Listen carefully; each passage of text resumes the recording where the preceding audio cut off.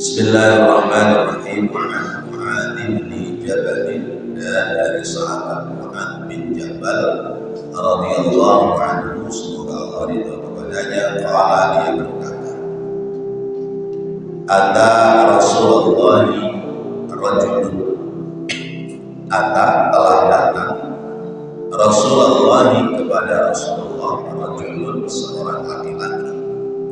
Faqala, kemudian bertanya, ya Rasulullah, wahai Rasulullah sallallahu alaihi wasallam, alimni, ajarkan kepadaku amalan, satu amal perbuatan, idza amiltuhu, apabila aku mengerjakannya, dakhalul jannata, aku akan masuk ke dalam surga. Qala, Rasulullah menjawab, la tusyrik billahi syai'an, janganlah kamu mempersekutukan Allah syai'an, terhadap sesuatu.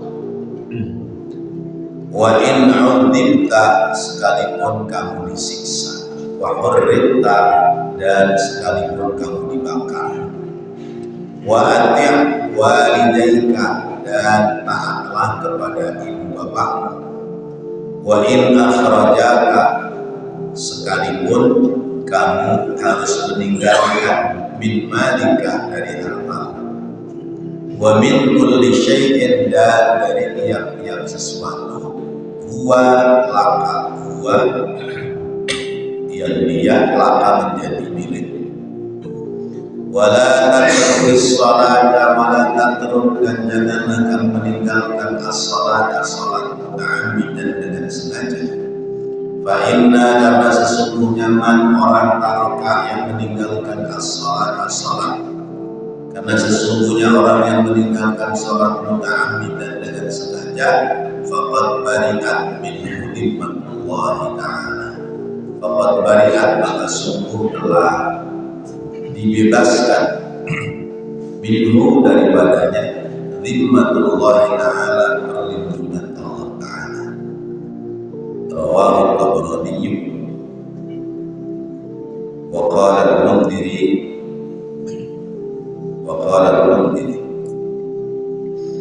Bapak-bapak, hadirin dan saudara-saudara, keutamaan melaksanakan ibadah sholat 5 waktu, bahwa ibadah sholat 5 waktu itu memberikan keutamaan terhadap kita yang mengerjakannya, sehingga kita sebagai umat Islam tidak boleh kita meninggalkan sholat 5 waktu. Bahkan perbedaan antara mukmin dengan munafik ada pada sholat. Kalau dia sholat, tandanya dia mukmin. Kalau dia belang-belentong sholatnya, atau bahkan dia tidak sholat, tandanya dia bukan mukmin tapi munafik. Apalagi kemudian sama sekali tidak sholat, tandanya dia sudah kufur, dia sudah mengingkari perintah Allah Subhanahu wa Ta'ala. Orang-orang dulu kalau datang kepada orang alim, yang diminta, yang dipermohonkan adalah keselamatan dunia akhirat. Yang dimintakan adalah supaya selamat masuk surga. Orang-orang zaman sekarang kalau datang ke orang-orang alim, orang-orang pinter, kira-kira mintanya apa? Mintanya urusan dunia. Kalau lagi mau nyalon, datang ke ulama, ya doain supaya jadi, bukan jadi lagi, supaya menang. Mau nyalon RT, nyalon RW, nyalon lurah di kampung, datang ke ulama, ke kiai, minta didoainya supaya menang, supaya jadi. Orang-orang yang punya dagang, punya usaha, datang ke ulama kiai minta doanya supaya dagangannya laku laris. Karena itu Al-Quran itu sebelum membahas tentang doa sapu jagat, itu mula-mula kalimat doanya wa minhum may yaqulu rabbana atina fid dunya wa ma lahu fil akhirati illa min khalaq. Sebagian dari mereka dalam berdoa itu rabbana atina fid dunya, ya Allah berikan aku kesejahteraan kehidupan dunia, tidak disambung dengan kesejahteraan akhirat, sehingga wa ma lahu fil akhirati illa min khalaq, tidak ada bagi dirinya di akhirat nanti kecuali kecelakaan, kerugian. Karena itu kemudian Allah mengajarkan kalau doa itu minta selamat dunia akhirat. Wa minhum may yaqulu rabbana atina fid dunya hasanah wa fil akhirati hasanah wa qina adzabannar. Minta selamat dunia, selamat akhirat, jauh dari siksa api neraka. Jadi misalnya kita datang ke ulama, datang ke orang alim, mula-mula minta supaya diberikan keselamatan dunia akhirat. Baru hajat berikutnya apa berikutnya? Itu yang kedua, secondnya urusan dunia. Tapi yang pertamanya adalah urusan keselamatan dunia akhirat. Seperti yang dilakukan oleh seorang sahabat ini yang tidak disebutkan namanya, dari sahabat Mu'adz bin Jabal. Ada orang datang kepada Rasulullah, mintanya apa? Alimni amalan idza amiltuhu fadkhul jannah. Ya Rasulullah, kasih aku amalan supaya kalau aku mengerjakannya aku bakal bisa masuk surga. Apa yang diajarkan oleh Rasulullah? Pertama, la tusyrik billahi syai'an. Jangan pernah mempersekutukan Allah, jangan berbuat musyrik. Luqman Al-Hakim mewasiatkan kepada putranya, ya bunayya la tusyrik billah inna syirka la dzulmun 'adzim. Wahai anakku, janganlah kamu mempersekutukan Allah, karena mempersekutukan Allah itu adalah benar-benar kezaliman yang besar. Orang sebaik apapun perilakunya, sebagus apapun tata krama hidupnya di dunia, tetapi kalau dia berbuat musyrik, la dzulmun 'adzim, kezaliman yang besar. Karena itu dosa musyrik tidak bisa ditanggulangi. Kalau dosa-dosa yang lain masih ada harapan mendapati ampunan Allah, tapi kalau terkait dengan dosa musyrik, innallaha la yaghfiru an yushraka bihi wa yaghfiru ma duna dzalika liman yasha. Sesungguhnya Allah tidak akan mengampuni dosa musyrik, dan Allah siap mengampuni dosa-dosa yang lain selain daripada dosa musyrik, liman yasha, bagi orang yang dikehendaki oleh. Sekalipun harus disiksa, sekalipun harus dibunuh, sekalipun harus dibakar hidup-hidup, jangan pernah mempersekutukan Allah. Yang kedua, kalau ingin mendapati surga, wa'atir walidayka, taatilah ibu bapak. Kita masih punya orang tua, taati orang tua. Sekalipun jalan untuk menaati orang tua itu, kamu harus meninggalkan hartamu. Sekalipun jalan menaati kedua orang tua itu, kamu harus terpisah dari apa yang kamu miliki.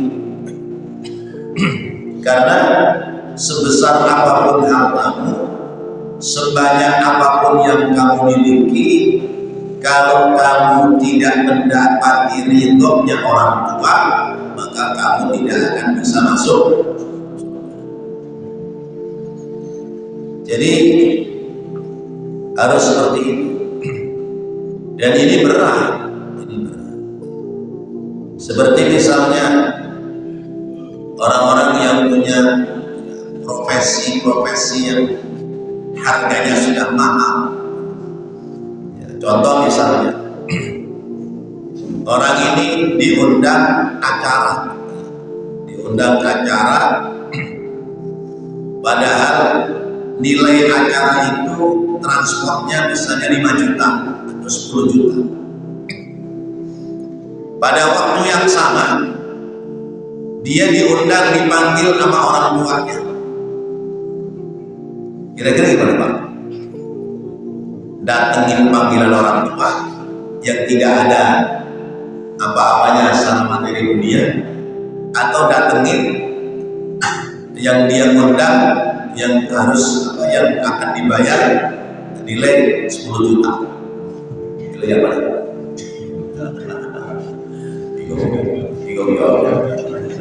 10 juta dong. Orang tua gampang terkenal. Kalau saat itu karena kita diminta cepat datang ke orang tua, lalu kita mengambil uang 10 juta, kemudian orang tua mengucap kalimat, "Ya Allah, semoga kau berikan ujian buat anak saya, karena saya undang, saya panggil gak datang." Bagaimana? Berharga gak tuh 10 juta? Bernilai gak 10 juta? Gak ada nilai. Itu poin pertama. Poin kedua, dari kecil lahir kita jebrol sampai setua ini, tanpa campur tangan orang tua kita, tanpa gerakan orang tua kita jadi manusia. Hidup gak kita? Nggak bakal hidup. Kalau emak kita kesel, dibocah, bikin capek aja nih, ya hamil 7 bulan, 9 bulan, 10 hari, 10 bulan, ya bawahnya udah berat, susah, ya. Keluarinnya ke dunia berat, susah, bikin susah, jadi mau tinggalin aja lah. Hidup gak kita? Maka uang 5 juta, uang 10 juta gak ada artinya dibanding dengan kita mendatangi panggilan orang. Dan ini berat. Apalagi kemudian orang tua sudah dalam keadaan lemah, sudah di rumah sakit, atau mungkin di rumah tapi sudah rapuh, istilahnya kencing di situ, BAB di situ, lalu kemudian anak suruh nyepokin. Bagaimana kira-kira? Ini tugas anak, nyepokin, bandingin orang tua yang kondisinya sudah seperti ini. Tugas orang tua. Tugas anak terhadap orang tua. Nah, sementara ini anak, ya, mungkin dia punya profesi yang bagus, yang kemudian punya penghasilan yang cakep. Kalau ingin surga, kata Rasulullah, "Atiq walidayka wa in akhrajaka min alika wa min kulli syai'in walaka." Taati orang tua, urusin orang tuamu, cebokin dia, mandiin dia, sekalipun kamu harus tertinggal dari kamu punya harta, sekalipun kamu harus kehilangan apa yang menjadi milik. Terus sampai kemudian orang tua meninggal, itu baru akan dapat surga. Orang sekarang bagaimana nih?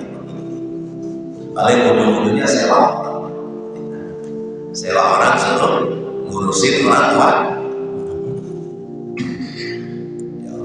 Berat.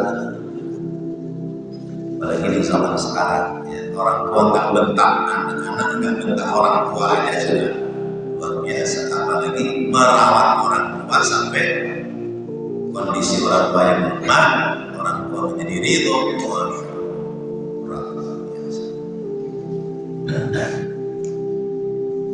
Yang ada misalnya anak 3, anak 5 ya, berebut boga, ya. Bukan berebut kerawat, tapi berebut kata yang tua, udah sono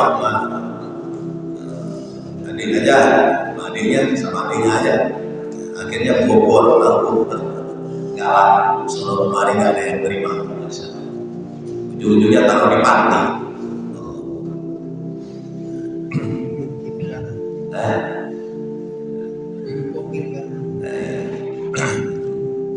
Orang tua kondisinya sudah lemah, sudah nggak punya materi, anak-anak itu sudah kurang rawatan.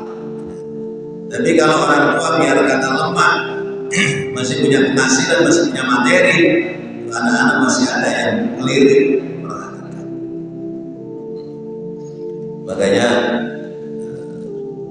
kita diajari sama orang-orang yang sudah punya pengalaman, boleh sih bagi-bagi harta kepada anak-anak sebelum kita meninggal, tapi dengan syarat eksekusinya kalau kita sudah meninggal.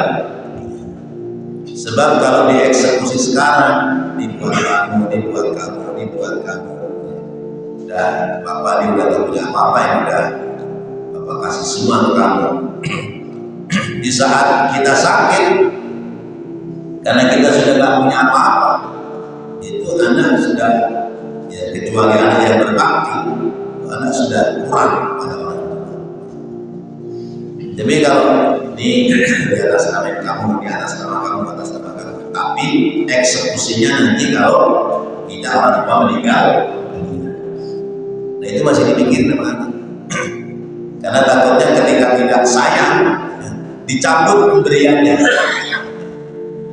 Ada yang ngajarin begitu cara. Wala tatrukis salata muta'ammidan. Kemudian yang ketiga, kalau kamu ingin mendapati surga, maka jangan pernah meninggalkan sholat secara sengaja. Fa inna man taraka sholata muta'ammidan faqad bari'a min Allah. Karena orang yang meninggalkan sholat dengan sengaja, sungguh Allah berlepas diri dari terhadap perlindungan kepada orang yang meninggalkan sholat 5 waktu. Berlepas diri dalam kehidupan dunia artinya Allah tidak lagi memelihara keimanan pada dirinya. Berlepas diri dari kehidupan dunia pada kehidupan dunia artinya orang yang meninggalkan sholat maka dicabut keberkahannya oleh Allah. Harta boleh banyak tapi tidak mengandung keberkahan. Yang ada hartanya menjadi mafsadah, bukan masalah. Dicabut perlindungan Allah di dunia, Allah tidak lagi memberikan kepada dirinya kematian dalam husnul khotimah. Dengan sebab meninggalkan sholat, kematiannya tidak lagi dijamin mati dalam husnul khotimah. Urusan di alam kuburnya orang yang meninggalkan sholat, tidak ada jaminan dari Allah, tidak ada perlindungan dari Allah selamat dari siksa. Di akhirat Allah mengangkat perlindungan bagi orang-orang yang meninggalkan sholat, tidak akan dijamin keselamatan dirinya dari siksa api. Karena itu kewajiban kita dalam kehidupan di dunia ini, bahwa Allah menciptakan kita mengisi kehidupan dunia, kita diperintahkan untuk menghambakan diri kepada Allah. Dan puncak penghambaan kita kepada Allah adalah lewat sholat 5. Sholat 5 waktu adalah puncak penghambaan kita kepada Allah. Jadi kita 5 kali dipagari oleh Allah supaya kita ada dalam perlindungan. Lepas pagarnya, lepas pula dari perlindungan. Jadi kita hidup di dunia tidak sekedar hidup, tapi kita hidup di dunia diperintahkan untuk ibadah. Kita hidup di dunia tidak sekedar mengejar kesenangan dunia, tidak sekedar memperoleh kesehatan semata, tapi kita hidup di dunia, kita harus mengejar nilai-nilai ibadah. Kita kejar nilai-nilai ibadah. Sebab kalau kita hidup meninggalkan ibadah, apa bedanya dengan binatang? Binatang dikasih hidup oleh Allah, tapi binatang tidak diberikan taklif, tidak diberikan tugas kewajiban untuk beribadah kepada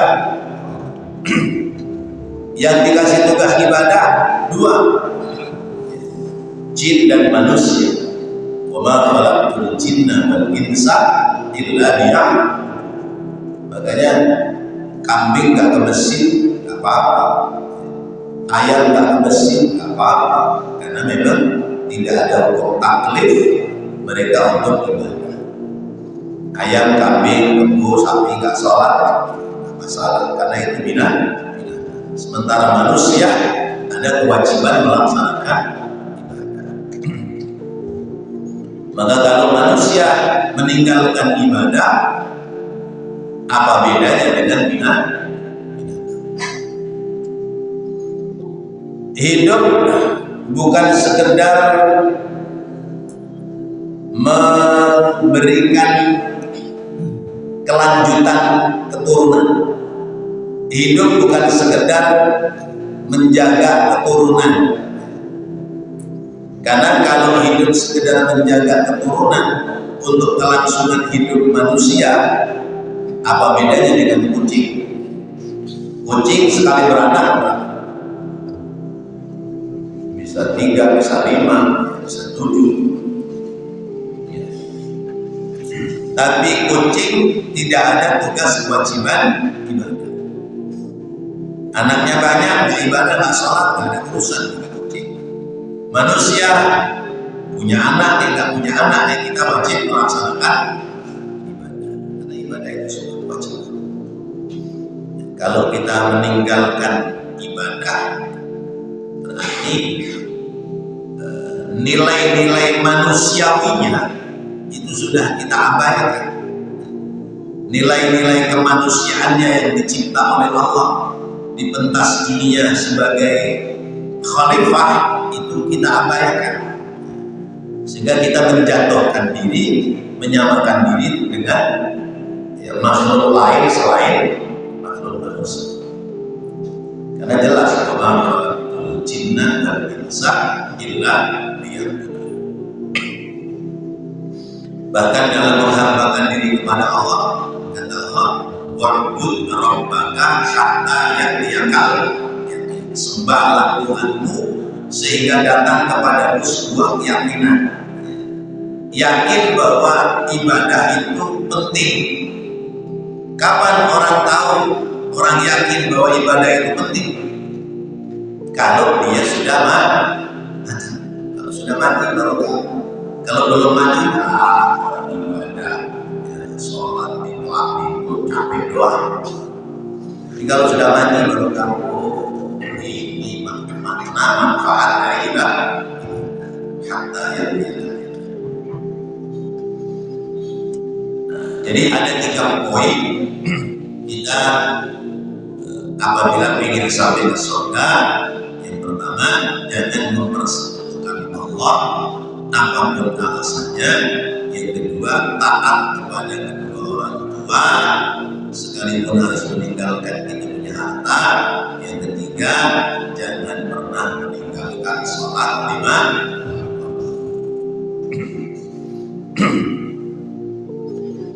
wa anna man tarakaha dhahaba nuru wal qata'a burhanu, wa anna, dan bahwasanya man orang tarakaha yang meninggalkan salat dhahaba akan hilang nuru cahayanya, wal qata'a dan akan putus burhanu petunjuknya, wa faqada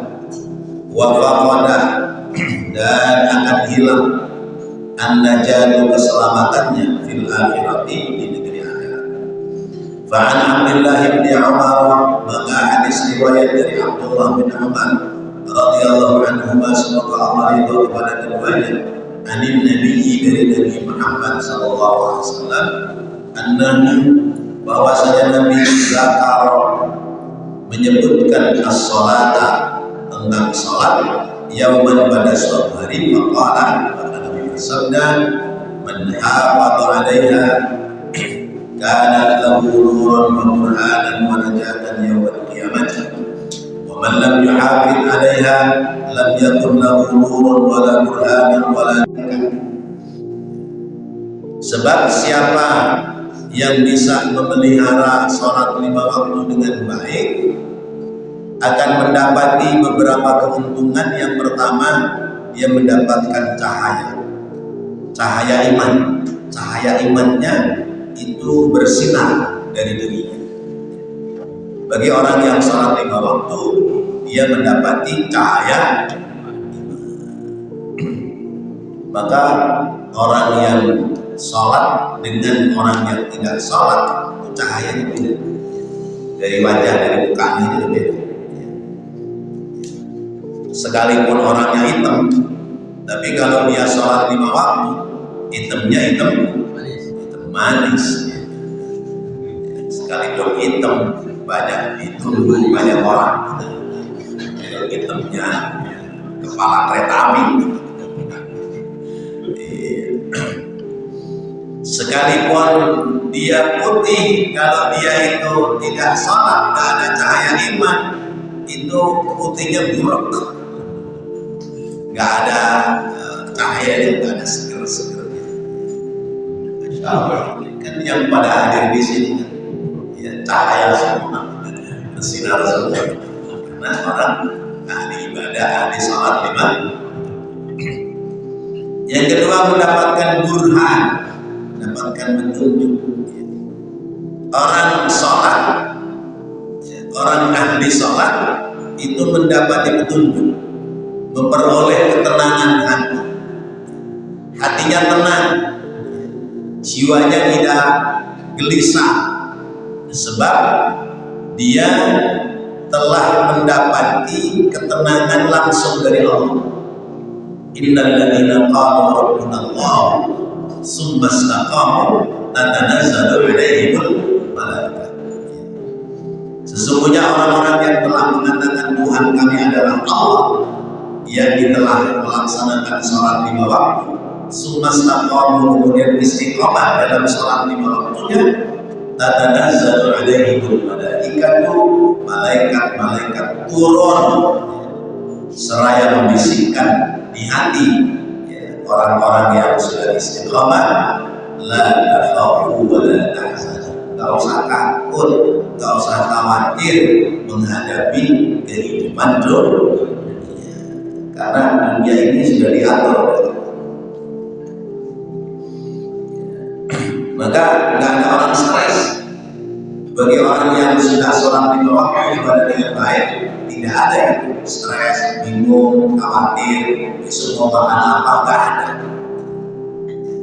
Karena semua yakin sudah dijamin oleh Allah, tinggal tergantung ikhtiarnya seperti itu. Kemudian najatun minan nar, selamat dia dari siksa api. Itu kalau mau memelihara salat 5. Bagi yang tidak memelihara salat 5 waktu, la nurun wala burhanun wala najatun, cahaya tidak ada, ya, petunjuk tidak ada, hidup jadi gelisah, lama-lama stres, dari stres jadi gila, ya, tidak akan selamat dari siksa api neraka. Besok di akhirat kumpulnya dengan Qarun, Fir'aun, Haman, Ubay bin Khalaf, yang sahabat Rasulullah. Ada namanya Ubay bin Khalaf yang kemudian dijuluki Abu Jahal, ya, bapaknya Sempurna. Nah itu jadi kumpulan-kumpulan orang-orang yang tidak pada salat. Terakhir dari bab istimal salat ala salat Nabi.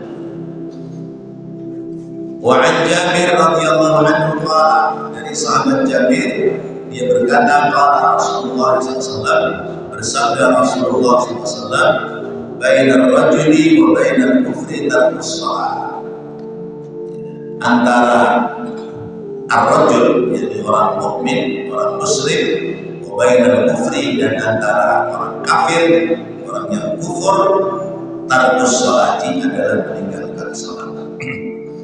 Perbedaan antara orang mukmin dengan orang kafir yaitu orang itu meninggalkan salat. Rawahu Ahmad dan Muslim wa Abu Dawud dan Nasa'i wa Tirmidzi. Maka makna bainal kufri wal iman tarkus salat, maknanya adalah antara kekafiran dan keimanan ada pada salatnya. Kalau orang itu sholat berarti mukmin, kalau dia meninggalkan sholat berarti kafir. Wa fi lafzi Ibnu Majah, bainal abdi wa bainal kufri tarkus shalah, antara seorang hamba Allah dan orang kafir perbedaan pada meninggalkan sholat. Nah, bapak-bapak hadirin dan saudara-saudara, sudah pada sholat atau belum? Sudah. Kita sudah pada sholat. Alhamdulillah. Pada mau sholat kan?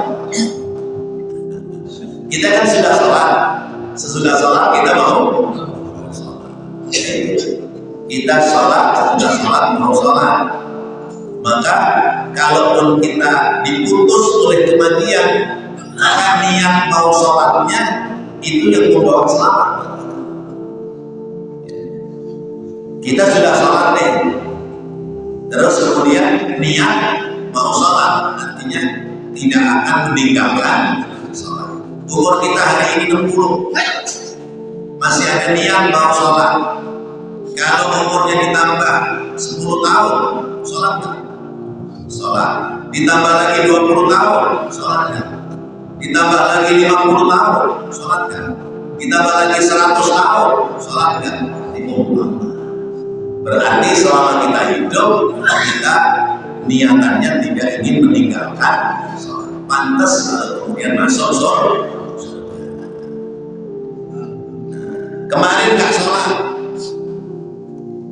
kemudian besok mau sholat kan?